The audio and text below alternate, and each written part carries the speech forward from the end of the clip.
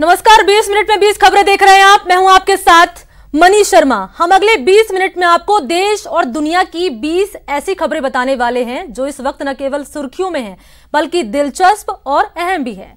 तो चलिए शुरू करते हैं 20 मिनट में 20 खबरों का ये सिलसिला। और सबसे पहले देखते हैं राजस्थान की कौन कौन सी खबरें इस वक्त अहम है। भीलवाड़ा में पुलिस ने सट्टेबाजों पर शिकंजा कसा है। सूचना के बाद कोतवाली थाना पुलिस ने नाथद्वारा सराय में एक मकान पर दबिश दी और आईपीएल पर सट्टा लगाते हुए 3 सटोरियों को दबोच लिया। मौके से 1 करोड़ 39 लाख का हिसाब भी मिला है। आरोपियों के पास से 24 कीपैड, 7 मोबाइल और 1 लैपटॉप भी बरामद किया गया है। पकड़े गए सटोरियों के नाम अजय सिंधी, चंदन फगुनानी, जयप्रकाश मगनानी हैं। पुलिस अब इन सटोरियों से सट्टेबाजी से जुड़ी अन्य जानकारी जुटा रही है। ये कोतवाली थाना क्षेत्र में जो नाथद्वारा सराय एरिया है, वहाँ पर आईपीएल पर ऑनलाइन सट्टा लाइनों के थ्रू चलाया जा रहा है, जिस पर टीम गठित कर दबिश दी गई। दौरान दबिश 3 लोगों को मौके से गिरफ्तार किया गया है।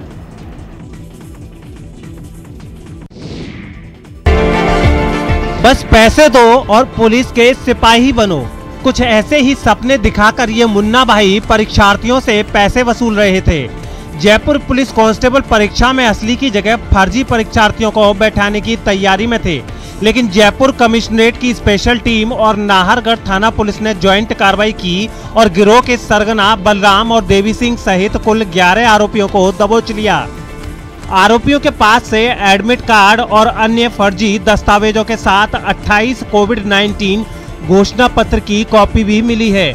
गिरोह के 6 सदस्य असली अभ्यर्थियों के स्थान पर परीक्षा देने पटना से प्लेन के जरिए दिल्ली आए और फिर दिल्ली से बाया रोड जयपुर पहुंचे थे। दलाल के रूप में काम किया जा रहा है, जो भोले वाले परीक्षार्थी हैं उनसे पैसे लेकर के उनको परीक्षा में पास करवाने का आश्वासन देकर के यहाँ पे 3-4 लाख रुपए एक परीक्षार्थी से लेते हैं और यहाँ बिहार या पटना से बुला करके परीक्षार्थियों की एग्जाम दिलवाते हैं। आरोपी अंकित, कुंदन और देवी सिंह परीक्षा केंद्रों के बाहर रहकर असली परीक्षार्थियों के परिजनों से पैसे वसूलते थे, जबकि आरोपी मनीष बिहार से फर्जी परीक्षार्थियों को तैयार करने का काम करता था। वहीं गिरोह का मास्टरमाइंड बलराम फर्जी आधार कार्ड तैयार किया करता था।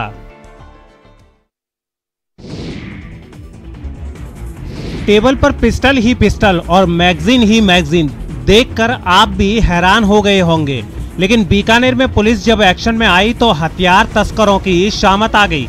एक तस्कर को दबोच लिया और इससे इस असलहे को बरामद कर लिया।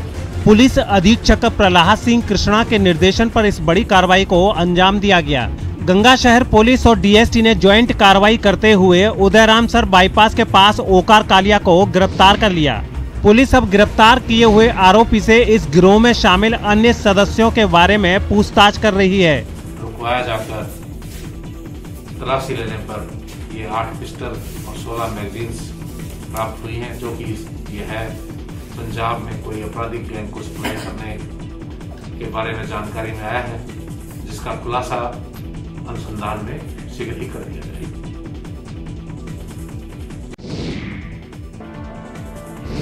एक महिला को ऐसे घसीटने वाला वीडियो वायरल हुआ तो सवाल उठने लगे, जिसके बाद पुलिस एक्शन में आई और महिला को घसीटने वाले शख्स और उसकी पत्नी के खिलाफ केस दर्ज कर लिया। मामला अजमेर का है, जहां दरगाह इलाके में जेब तराश खाना बदोश महिला के साथ महाराष्ट्र निवासी उमेश किशन और उसकी पत्नी शीतल ने मारपीट की। दोनों ने महिला पर जेब काटने का आरोप लगाया, जिसके बाद महिला के साथ बुरी तरह से मारपीट की गई। उसे सरेआम बाल पकड़कर घसीटा गया। वहां मौजूद किसी भी शख्स ने इसका विरोध नहीं किया। इसी मामले में पुलिस ने पीड़ित के पति की शिकायत पर कार्रवाई करते हुए केस दर्ज कर आरोपी पति पत्नी को गिरफ्तार कर लिया है। क्षेत्र के अंतर्गत कल एक सोशल मीडिया पे एक वीडियो वायरल हुआ। उस वीडियो में एक दंपति जो है भरे बाजार में एक युवती के साथ में बाल पकड़कर मारपीट कर रहा है। उस वीडियो वायरल होने के पश्चात जब हमारे संज्ञान में आया तो हमने मुकदमा दर्ज किया है। महिला के पति की रिपोर्ट पर हमने 323, 341 और 354 आईपीसी का मुकदमा दर्ज किया, जिसमें हमने आरोपी जो दोनों दंपति हैं उन दंपतियों को हमने गिरफ्तार किया है। सीकर में एक शोरूम में 10 लाख के मोबाइल चोरी का एक और सीसीटीवी सामने आया है। इस सीसीटीवी में साफ साफ देखा जा सकता है कि कैसे 5 चोर इस शोरूम में दाखिल होते हैं और फिर यहाँ रखे मोबाइल्स को चोरी करते हैं। आप देख सकते हैं कि चोरों ने शटर तोड़ते समय ढकने के लिए चद्दर भी सामने की हुई है। शटर का ताला तोड़ने के बाद ये 5 चोर कुछ देर के लिए यहाँ से हट जाते हैं और फिर थोड़ी देर बाद 5 चोर शोरूम में घुसकर चोरी की इस बड़ी वारदात को अंजाम देते हैं। इन चोरों के हाथ में टॉर्च बैग और खोलने के लिए पेचकस भी दिखाई दे रहे हैं, जिससे शोरूम में अलमारियों में रखे महंगे मोबाइल चुराकर बैग में भर रहे हैं। उद्योग नगर थाना पुलिस अब सीसीटीवी के आधार पर इन चोरों की तलाश में जुटी है।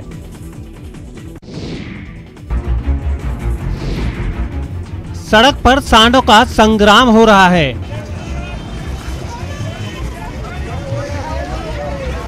दोनों के दंगल से पब्लिक दहशत में है। खुले खतरे की ये तस्वीरें कोटा के इटावा कस्बे की हैं। यहाँ पर अचानक ये दोनों सांड आपस में भिड़ गए और बीच बाजार इस आतंक से अफरा तफरी मच गई।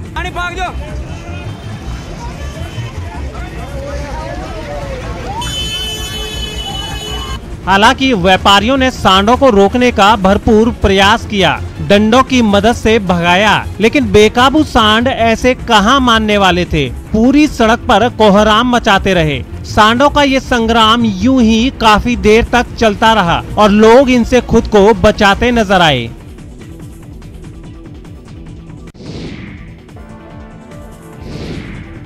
हडौती के टाइगर रिजर्व मुकंदरा में WWF की ओर से ट्रांजेक्ट लाइन सर्वे किया गया है। इस सर्वे की मदद से 2-2 किलोमीटर लंबी ट्रांजेक्ट लाइन में वन्य जीवों की गणना पूरी कर ली गई है। टाइगर रिजर्व में बाघ बाघिन की मौत के बाद NTCA की टीम ने यहां भी विजिट कर बाघों के लिए प्रे बेस्ड शाकाहारी वन्य जीव की स्थिति का पता लगाने के लिए ट्रांजेक्ट लाइन सर्वे करने के निर्देश दिए थे और इन्हीं निर्देशों के बाद अब यहां पर ट्रांजेक्ट लाइन सर्वे का काम पूरा हो गया है। WWF ने यहां पर 80 कैमरा ट्रैप लगाए थे। उसमें आए फोटो के आधार पर अब वन्य जीवों की स्थिति का पता लग सकेगा। भविष्य में इस रिपोर्ट के आधार पर बाघों के भोजन के लिए टाइगर रिजर्व में शाकाहारी वन्य जीवों की संख्या में इजाफा किया जाएगा।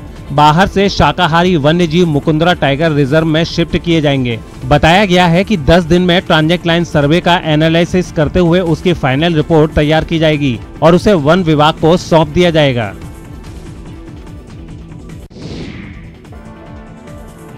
राजस्थान के मुकुंदरा टाइगर रिजर्व में 19 अगस्त से लापता बाघ MT1 का अभी तक कोई पता नहीं चल पाया है।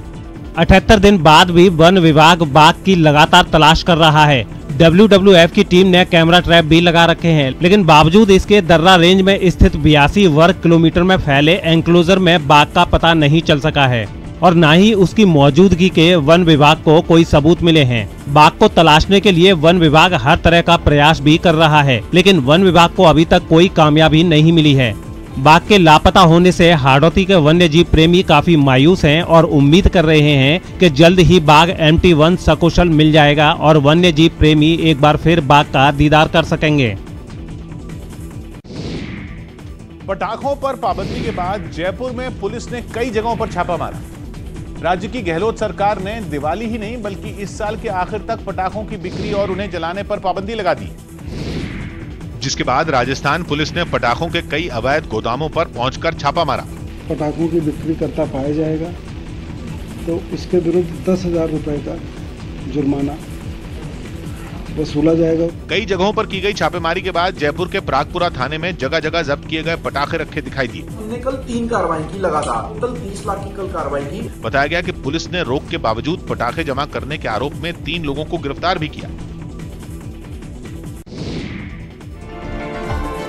दिवाली का मौका हो और चांदी की चमक ना हो तो रोशनी के त्योहार का रंग कुछ फीका हो जाता है। इस बार भी दिवाली के मौके पर जोधपुर में चांदी की टकसाल से चांदी के सिक्कों के साथ चांदी के कई आइटम बनाए जा रहे हैं। हालांकि इस बार कोरोना संक्रमण की वजह से चांदी की चमक कुछ फीकी जरूर दिखाई दे रही है।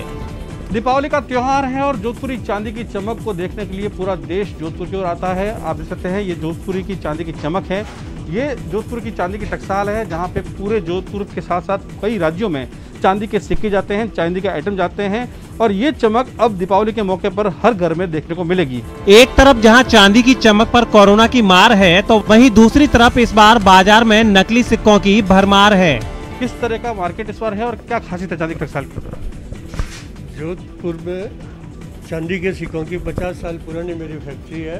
अब बर्तन भी बन रहे हैं और इस साल कोरोना के कारण से धंधा कम हो गया है और कुछ फर्जी माल बहुत ज़्यादा जोधपुर में आ गया है, जिसकी कस्टमर को कोई मालूम नहीं पड़ती है क्या नहीं। लेकिन जिनको चांदी की असली समझ है, वो जोधपुर की देसी टकसाल के चांदी के सिक्कों को ही तवज्जो दे रहे हैं। तो चलिए बढ़ते आगे। 20 मिनट में 20 खबरों में बात करते हैं दूसरे प्रदेश की खबरों की। खतरनाक स्तर पर पहुंच चुके प्रदूषण से निपटने के लिए केंद्र सरकार ने बड़ा कदम उठाया है। न्यूज 18 के एहतशाम खान की रिपोर्ट है कि सरकार ने नए अध्यादेश के तहत प्रदूषण पर निगरानी के लिए एक आयोग का गठन किया। इस आयोग में 15 सदस्य हैं जो प्रदूषण को कम करने के लिए जरूरी कदम उठाएंगे, जबकि आयोग का अध्यक्ष दिल्ली के पूर्व मुख्य सचिव MM कुट्टी को बनाया गया है, जो जल्द ही दिल्ली, हरियाणा, पंजाब, राजस्थान और उत्तर प्रदेश के साथ मिलकर काम शुरू कर देंगे। केंद्र सरकार ने इस आयोग के गठन की जानकारी सुप्रीम कोर्ट को भी दी, जिसके बाद कोर्ट ने प्रदूषण पर हो रही सुनवाई को टाल दिया। जो प्रदूषण की समस्या है उसका ठीक प्रबंधन करने के लिए एक सरकार ने अध्यादेश निकालकर आयोग की स्थापना की है। लॉकडाउन में अपने पिता को हरियाणा के गुरुग्राम से बिहार के दरभंगा साइकिल से ले जाने वाली ज्योति के पिता ने सरकार से मदद की गुहार लगाई। बीमार पिता को बिठाकर लगभग 1200 किलोमीटर साइकिल चलाने वाली ज्योति ने लॉकडाउन में खूब सुर्खियां बटोरी और बेटी के इसी साहस की वजह से परिवार को आर्थिक मदद मिली, जो घर बनाने और कर्ज चुकाने में खर्च हो गए। अब परिवार का दावा है कि उनकी जिंदगी फिर मुश्किल में आ गई है। ज्योति के पिता मोहन पासवान चाहते हैं कि उन्हें कोई रोजगार भी मिल जाए, जिससे कि ज्योति अपनी आगे की पढ़ाई जारी रख सके। परिवार का आरोप है कि जो वादे किए गए थे वो भी पूरे नहीं हुए। वादे तो बहुत सारे किए, लेकिन अभी तक तो कुछ नहीं मिला है। और तो और बच्चों की पढ़ाई की चिंता परिवार को खाई जा रही है। वहीं ज्योति भी अब पढ़ लिख कर जिंदगी में कुछ करना चाहती है। पढ़ लिख के कुछ बनना चाहते हैं। अभी तो हम नहीं सोचे हैं, 10th में अभी 10th के एग्जाम देंगे, उसके बाद सोचेंगे। लॉकडाउन में साइकिल गर्ल के नाम से मशहूर ज्योति के साहस पर शॉर्ट फिल्म भी बनाने की बातचीत चल रही है।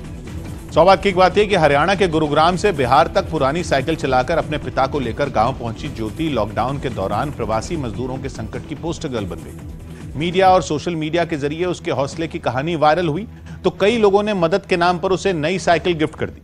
कुछ लोगों ने पैसे भी दिए। अब ना वो पैसा बचा है और ना ही उसके पिता के पास रोजगार है, इसलिए एक बार फिर ज्योति और उसके पिता को मदद के लिए गुहार लगानी पड़ रही है। प्रदूषण मुक्त दिवाली मनाने के लिए लखनऊ नगर निगम ने इस बार गायों के गोबर से दिए और मूर्तियों को बनाने का काम शुरू कर दिया। बताया गया कि अब तक करीब 1.5 लाख दिए तैयार किए जा चुके हैं, जिनमें से 1 लाख दियों को गोमती नदी के किनारे जलाकर दीपावली मनाई जाएगी और बाकी बचे दियों को बाजार में बेचने की भी तैयारी है। इसके लिए कान्हा उपवन में कई महिलाएं गोबर से दिए और मूर्तियां बनाने में जुटी दिखी। कुछ महिलाएं गोबर से बने दियों को गीली मिट्टी से लपेटती नजर आईं ताकि बाद में उन पर आसानी से रंग किया जा सके, जबकि कुछ इन दियों को सही आकार देने के लिए उनकी घिसाई करती दिखी। कुछ महिलाएं सूख चुके दियों पर पेंट करने में जुटी दिखाई दी। गोबर के जो दीपक होते हैं वो जो है तुरंत जो है मिट्टी में मिल जाते हैं। लखनऊ नगर निगम का दावा है कि ऐसा करने से न सिर्फ बेरोजगार महिलाओं को रोजगार मिल रहा है, बल्कि गोबर से बने दिए और मूर्तियां पर्यावरण के लिए भी फायदेमंद साबित होंगे। गोबर के जो मूर्तियां होंगी तो वो अगर कहीं पे भी मिट्टी पे डालेंगे या कहीं पे रखेंगे तो प्रकृति में एक नए सृजन का कार्य मतलब करेगा। तो दियों के अलावा लक्ष्मी गणेश की कई रंग बिरंगी मूर्तियां वहां रखी दिखी, जिन्हें इन्हीं महिलाओं ने गायों के गोबर से तैयार किया है। तो बात की बात है कि यूपी में मिट्टी के बर्तन और मूर्तियां बनाने वालों की साल भर की आधी कमाई दिवाली के मौके पर ही होती है। उनका रोजगार बढ़ाने के लिए 3 साल से योगी सरकार अयोध्या में दिवाली उत्सव मना रही है, जिसमें मिट्टी के दिए ही जलाए जाते हैं। 2 साल पहले कुम्हारों और मूर्तिकारों के लिए यूपी में माटी कला बोर्ड को भी मंजूरी दी गई। चीन के साथ तनाव के बीच ही मुख्यमंत्री योगी आदित्यनाथ ने लोगों से इस बार दिवाली पर स्थानीय कलाकारों की बनाई मूर्तियां और दियों का इस्तेमाल करने की अपील भी की। मिट्टी के दियों को प्रोत्साहन देने के लिए लखनऊ नगर निगम भी इस बार गोमती नदी के किनारे दिवाली उत्सव मना रहा है। इससे दिए बनाने वालों को उम्मीद है कि इस बार उनकी दिवाली भी रोशन रहेगी। जम्मू कश्मीर के पंपोर में लश्कर ए तैयबा के एक आतंकी ने सेना से मुठभेड़ के दौरान सरेंडर कर दिया। इस एनकाउंटर में 2 आतंकियों को ढेर करने में भी कामयाबी मिली। जबकि तीसरे ने भारतीय सेना के जवानों के सामने आत्मसमर्पण कर दिया, जिसका वीडियो भी सामने आया। वीडियो में फौज से थोड़ी दूरी पर खड़ा यह आतंकी अपने कपड़ों की जेबों को बाहर निकालकर ये दिखाता दिखा कि उसके पास कोई हथियार नहीं है और वो सरेंडर करने को तैयार है।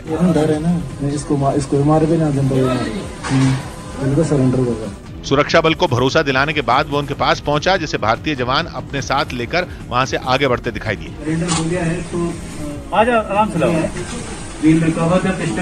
सरेंडर कर चुके इस आतंकी ने माना कि वो गलत रास्ते पर बढ़ चुका था, जिसे छोड़ने में भारतीय फौज ने उसकी मदद की। शुक्रगुजार हूं, उन्होंने मुझे और एक मौका दिया अपनी लाइफ जीने के लिए।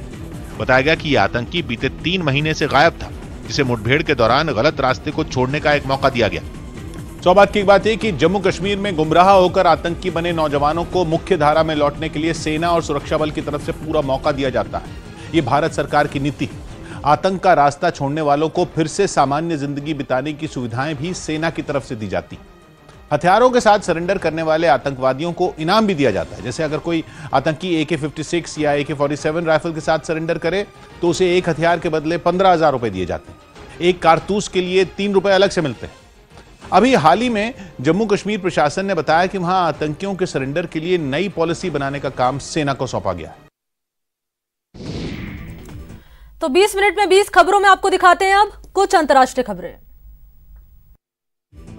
इंग्लैंड की राजधानी लंदन में दोबारा लॉकडाउन लगते ही वहां के हजारों लोग इसके विरोध में सड़कों पर उतर आए। कोरोना मरीजों की लगातार बढ़ रही संख्या को देखते हुए वहां की सरकार ने लंदन में 4 हफ्तों के लिए लॉकडाउन लगा दिया, जो वहां एक दिन पहले ही लागू हो चुका है। लेकिन वहां के ज्यादातर लोगों को सरकार का यह फैसला रास नहीं आया और वो इसके विरोध में सड़कों पर उतरकर हंगामा करने लगे। हालात इतने बिगड़ गए कि पुलिस को उन्हें काबू में करने के लिए ताकत का इस्तेमाल करना पड़ा। इस दौरान भीड़ में शामिल एक आदमी तो काला झंडा लहराते हुए लॉकडाउन का विरोध करता दिखा। प्रदर्शनकारियों को रोकने के लिए पुलिस रास्तों पर उतरी जरूर, लेकिन लोगों के हुजूम के सामने उसकी एक नहीं चली। एक जगह तो लोगों ने पुलिस की गाड़ी को घेर लिया और उसे आगे बढ़ने से रोकते नजर आए। हंगामा बढ़ता देख पुलिस ने भी सख्ती दिखाई और कई लोगों को हिरासत में ले लिया। कैरिबियाई देश हैती में एक छात्रा की हत्या पर बवाल शुरू हो गया। आरोप है कि कुछ दिन पहले छात्रा को पैसों के लिए अगवा किया गया और फिरौती न मिलने पर उसकी हत्या कर दी, जिसके खिलाफ हजारों की भीड़ सड़कों पर उतर आई। लोगों ने राजधानी पोर्टो प्रिंस की सड़कों पर जगह जगह टायर जलाए और खूब हंगामा किया। लोगों को काबू में करने के लिए पुलिस ने उन पर आंसू गैस के गोले दागने शुरू कर दिए, जिससे वो और भड़क गए और उन्होंने पुलिस पर पथराव शुरू कर दिया। इससे पहले लोगों की ये भीड़ सड़कों पर एक रैली निकालती नजर आई, जिसमें बड़ी संख्या में स्कूल की छात्राएं भी शामिल हुई। प्रदर्शनकारियों ने उस छात्रा के लिए इंसाफ की मांग की और देश में गहराते सुरक्षा संकट के लिए सरकार को जिम्मेदार ठहराया। इस घटना से 2 महीने पहले पोर्टो प्रिंस में एक जाने माने वकील की उसके घर में गोली मारकर हत्या कर दी गई थी और इसलिए कई लोग उस वकील और छात्रा की तस्वीर के साथ मार्च करते नजर आए।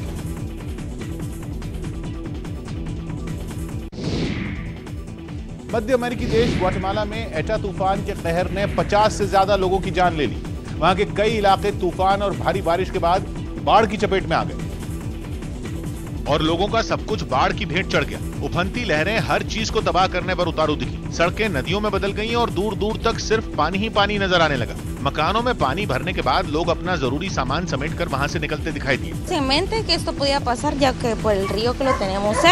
एक तस्वीर ऐसी भी दिखी जिसमें लोग जानवरों को बचाने के लिए उन्हें गोद में उठाकर पानी पार करते नजर आए। कई इलाकों में जमीन खिसकने की घटनाएं भी हुई, जिनकी वजह से 40 से ज्यादा लोगों की मौत का दावा किया गया। ग्वाटेमाला के राष्ट्रपति ने भी माना कि हालात काफी खराब हैं, लेकिन लोगों तक मदद पहुंचाने की सभी कोशिशें जारी हैं। Cubierto 42 incidentes, más de 1,500 personas atendidas। Guatemala के साथ ही एटा तूफान ने मध्य अमेरिकी देश निकारागुआ पर भी जमकर कहर ढाया और वहां भी लोग भीषण बाढ़ का सामना कर रहे हैं। सौभाग्य की एक बात है कि मध्य अमेरिका का देश ग्वाटेमाला प्राकृतिक आपदाओं की मार लंबे समय से झेलता आ रहा है। वहां बीते 20 साल में 5 बड़े भूकंप आ चुके हैं। 5 साल पहले भारी बारिश के बाद जमीन खिसकने से ग्वाटेमाला में बड़े पैमाने पर तबाही मची थी। 2 साल पहले वहां ज्वालामुखी फटने से भी करीब 200 लोग मारे गए थे और चक्रवाती तूफान तो वहां हर साल कई बार तबाही मचाता रहा।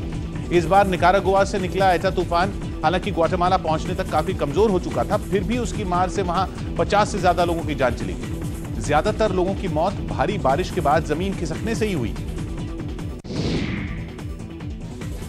चीन के फुजियान प्रांत के जंगलों में लगी आग और भड़क गई। ये आग कैसे लगी इसका पता फिलहाल नहीं चल पाया, लेकिन ये आग बहुत तेजी से फैल गई। और फुजियान प्रांत में जंगल का एक बड़ा हिस्सा इसकी लपटों में घिर गया। आग की लपटें कई फीट ऊपर तक उठती नजर आईं और उसके धुएं के गुबार से आसपास का इलाका ढक गया। आग के तेजी से फैलने की जानकारी मिलते ही दमकल कर्मी वहां पहुंचे और आग बुझाने के काम में जुट गए। कुछ कर्मचारी आग पर पानी की बौछार करते दिखाई दिए, जबकि कई लोग केमिकल का छिड़काव कर आग बुझाते नजर आए। काफी कोशिश के बाद दमकल कर्मियों ने आग को बुझा दिया।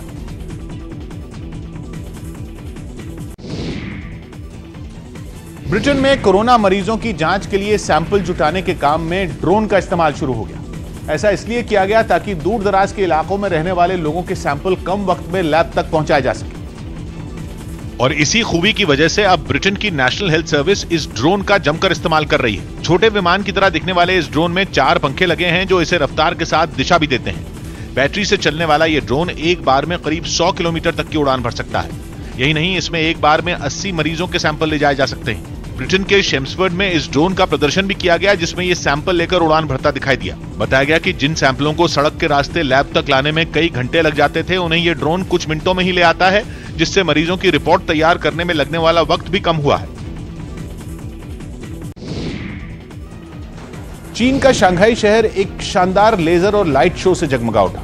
वहां तीसरे चाइना इंटरनेशनल इंपोर्ट एक्सपो की ओपनिंग पर यह कार्यक्रम रखा गया, जिसकी रौनक कोरोना संकट में भी फीकी नहीं पड़ी। हर बार की तरह इस बार भी एक्सपो की शुरुआत भव्य लाइट शो के साथ की गई और काउंटडाउन होते ही पूरा शंघाई रंग बिरंगी रोशनी में नहा गया। आसमान छूती इमारतें ऊपर से नीचे तक जगमगाने लगी। उन पर लेजर लाइट से अलग अलग आकृतियां और फूल बनते दिखे। ऐसी चकाचौंध जिसे देखकर ऐसा लगा जैसे चीन में दिवाली का जश्न मनाया जा रहा हो। लेकिन कार्यक्रम यहीं खत्म नहीं हुआ। इसके बाद इमारतों से तेज रोशनी की किरणों ने अपनी चमक छोड़नी शुरू की। ऐसे खूबसूरत नजारे के सामने हुआंगपू नदी में लोग क्रूज का मजा लेते भी नजर आए। तो चलिए इसी के साथ इस बुलेटिन में इतना ही। देश और दुनिया की तमाम बड़ी खबरों के लिए देखते रहिए News 18 राजस्थान। नमस्कार।